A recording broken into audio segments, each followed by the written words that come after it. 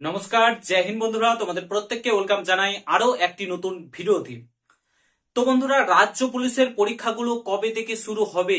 প্রায় 1.5 বছর অতিবাহিত হতে চলো, 1.5 থেকে 2 বছর, এখনো পর্যন্ত পরীক্ষার নামগন্ধ নেই। শুধুমাত্র রাজ্য পুলিশ বলে না, যতগুলো নিয়োগ প্রক্রিয়া রয়েছে কোনো নিয়োগ প্রক্রিয়া হচ্ছে না, নতুন নোটিফিকেশন আসছে না। এই সরকার আর কত নিচে নামবে ভোট ব্যাংকের জন্য? আর কত নিচেই নামবে? আর এই পুলিশের পরীক্ষাগুলোই বা কবে শুরু হবে? তোমাদের রাজ্য পুলিশ কনস্টেবল, ডাব্লিউবিপিএসআই, কেপিএসআই এর প্রিলি রেজাল্ট, তারপরে তোমাদের কি বলে কলকাতা পুলিশ কনস্টেবল, তাছাড়াও পিএসসি নোটিফিকেশন প্রকাশিত হয়েছে, ইন্ডিকেটিভ নোটিফিকেশন।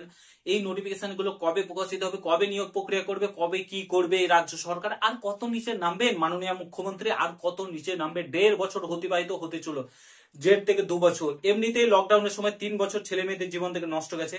তারপরে 1.5 থেকে 2 বছর এই ওবিসি কেসের নাম দেখিয়ে সমস্ত নিয়োগ প্রক্রিয়াকে আটকে রেখেছে। আদৌ এই পরীক্ষাগুলো ভোটের আগে কন্ডাক্ট করাতে পারবেন কি পারবে না, সমস্ত কিছু তোমাদেরকে বলছি এই ভিডিওতে খোলাসা করছি। মাননীয় মুখ্যমন্ত্রীর মুখোশ খুলতে চলেছে এই ভিডিওতে, পুরো ভিডিওটা দেখো। চ্যানেলে নতুন হলে অবশ্যই চ্যানেলটাকে সাবস্ক্রাইব করো এবং ভিডিওটাকে প্রচুর পরিমাণে প্রত্যেকটা বন্ধু বান্ধবী গ্রুপে শেয়ার করে দাও। ফার্স্ট অফ অল বলে রাখি, কলকাতা হাইকোর্ট থেকে সুপ্রিম কোর্ট প্রত্যেকটা জায়গায় একটা কথা স্পষ্টত বার্তা দেওয়া হয়েছে যে 66টি সম্প্রদায় রয়েছে তাদেরকে নিয়ে এগোতে 2010 সালের আগে যে ওবিসি লিস্ট ছিল সেই লিস্ট ধরে এগোতে এবং নিয়োগ প্রক্রিয়া, ভর্তির প্রক্রিয়া সমস্ত কিছু করতে।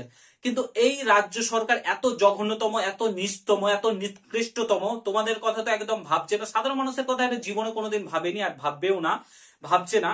যে 1.5 বছর আর 3 বছর, প্রায় 5টা বছর একটা অ্যাসপিরেন্টদের জীবন থেকে নষ্ট হয়ে যাচ্ছে। 2 বছর ধরে কোনো নিয়োগ প্রক্রিয়া হচ্ছে না, তার নিয়োগ করছে না শুধুমাত্র ভোট ব্যাংকের লোভে। এবার যদি সুপ্রিম কোর্ট কিংবা কলকাতা হাইকোর্টের কথা শুনে 66টি সম্প্রদায়কে নিয়ে এগোয়, তাহলে মুসলিমদের যে বেশিরভাগ ওবিসি বাতিল চলে যাবে এবং সেই ভোটটা কিন্তু তিনি আর পাবে না। তার জন্য শুধুমাত্র মুসলিমদের ক্ষতি করছে তো করছে, যেহেতু তাদের শিক্ষার আর কম, তাদেরকে ইউজ করে ভোট ব্যাংকের জন্য ইউজ করছে। তাদের তো সমস্ত কিছু মানে তাদেরকে জঘন্যতম জায়গায় নিয়ে যাচ্ছে। তার সঙ্গে সঙ্গে প্রত্যেকটা ছাত্রছাত্রীর জীবন কিন্তু ইনি নষ্ট করছেন। এত বছর ধরে নিয়োগ প্রক্রিয়া করছেন, একে কি ভোট দেওয়া উচিত? তোমরাই বলো। এই সরকারকে কি আর রাখা উচিত? এত বছর ধরে কোনো দিন কোনো স্টেটে এরকম হয়নি।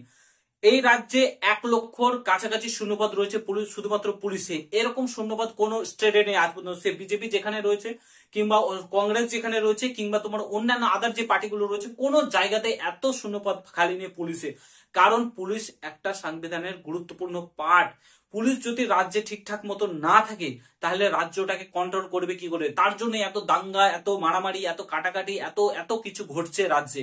আর এই রাজ্য সরকার তার সাথে পুলিশ নিয়োগ না করে কি করছে? সিভিক নিয়োগ করছে। কারণ তাদের বেতন কম, 8,000 টাকা বেতন দিতে হবে, পার্মানেন্ট জব না। ঠিক আছে, তার জন্য শুধুমাত্র সিভিক এবং ভোট ব্যাংকটাও পাচ্ছে, তার জন্য শুধু সিভিকদেরকেই ভোট ব্যাংকের জন্য ইউজ করছে। আর কত নিচে নামবেন? লজ্জা লাগে না আপনাদের?